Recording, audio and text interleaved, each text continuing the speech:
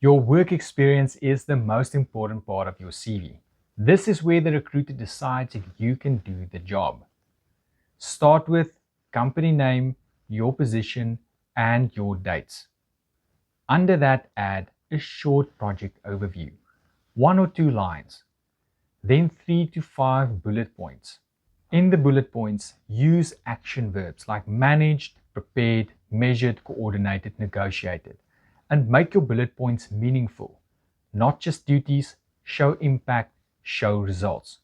For example, managed construction budgets up to 50 million rand, reduced cost variance by 8% through accurate forecasting.